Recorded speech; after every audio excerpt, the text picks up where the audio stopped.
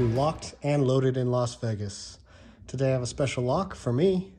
It is just a simple American 1100, but this one was custom painted for me by the Lock People. That's their handle on Instagram. Their website is masterlocks.com. I'll be sure to link their sites down in the description of this video. But they took a color that I've used as my theme for my channel. As you can see by the gutting station in the back, you can see through there the corners of the pick stand, as well as my pinning tray. I'm a huge fan of the neon green and black, and they were gracious enough to custom paint this American 1100 for me in that color. So I really appreciate them doing that, and go check them out and get your own custom painted 1100.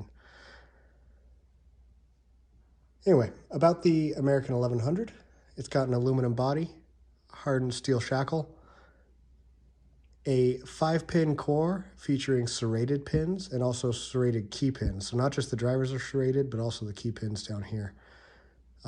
Pretty tough little lock for beginners. On the Lock Pickers United community channel, they rank this as a green belt lock. So that's the point in which beginner lock pickers tend to start their dive into higher security locks instead of just the old standard pins with 4 pins. So this got 5, it's got security pins. It's a bit of a challenge for beginner pickers, and as such, I recommend it as a practice lock. Get a few of them, put them on a ring, sit on the couch, and have at it. Lockpicking Lawyer talks about that in one of his videos, and I also endorse doing that. I do it myself, and when I started doing that, I saw a huge improvement in my skill level. All right, guys, let's pick this open and see what's inside. So I'll be using my Multipick SP27. It's a 1.3 millimeter turning tool on top of the keyway tension. And then my Multipick PN07. It's a medium hook profile. I pick off the bottom of the keyway for these American 1100s, so I like having a little bit of extra reach with my hooks. All right, I'm gonna find the back.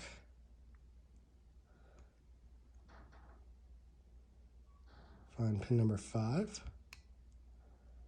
And I'm just gonna work my way down. So with serrated pins, it's important to use very light tension because you want to feel each and every click.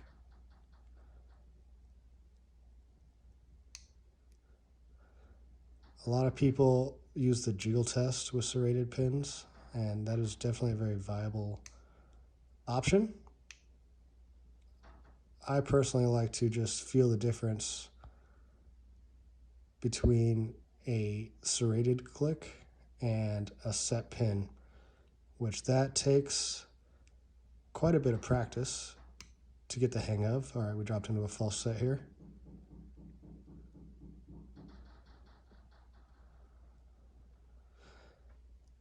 But if you're doing it enough, you will start to feel the difference, and then your picking will definitely take off from there.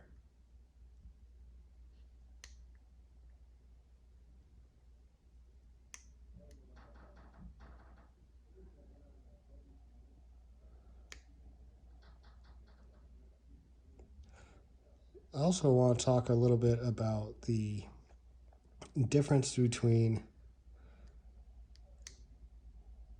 locks. So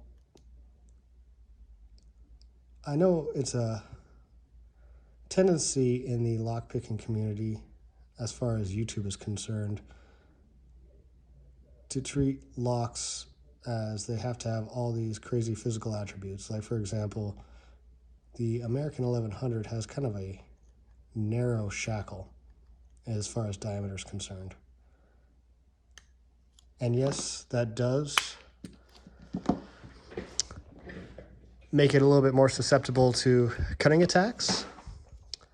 But what I will say is usability trumps everything, right? So before I move this camera, you could probably see in the background, I have a Master Lock 19, that Abus Rock that I've previously done a video on.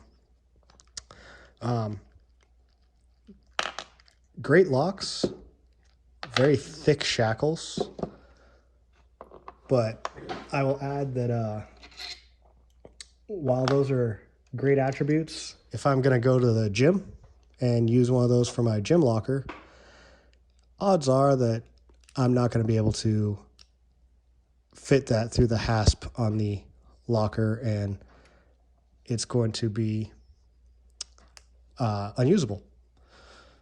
So while the American 1100 is less secure than those locks as far as the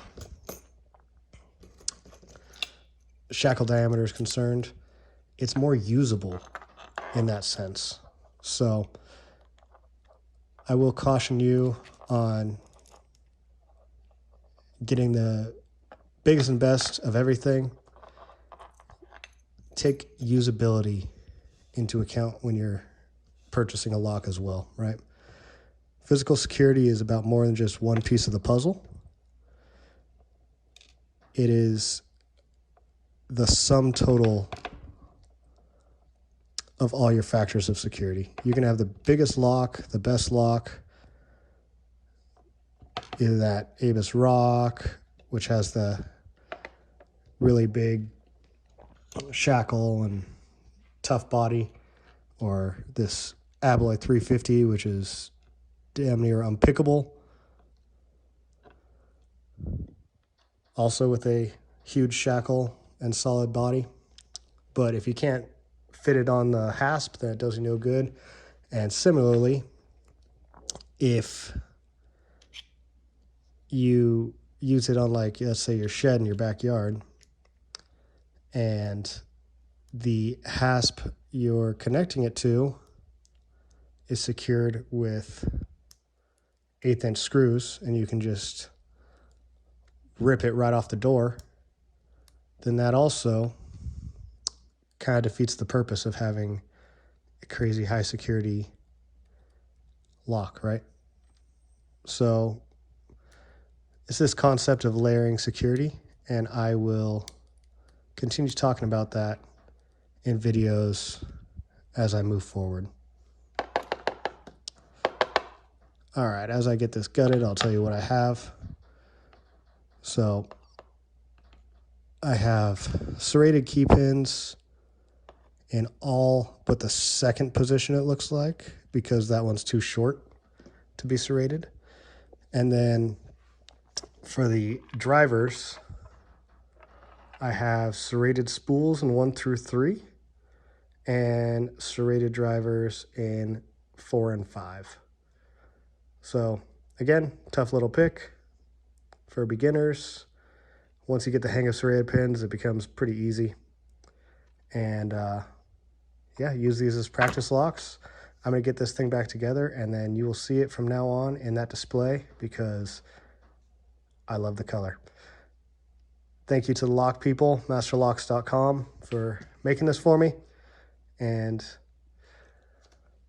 make sure you are following the rules of lock sport, keeping yourself out of trouble. Only pick locks that belong to you and that you have express permission to use, and only pick locks which are not actively in use.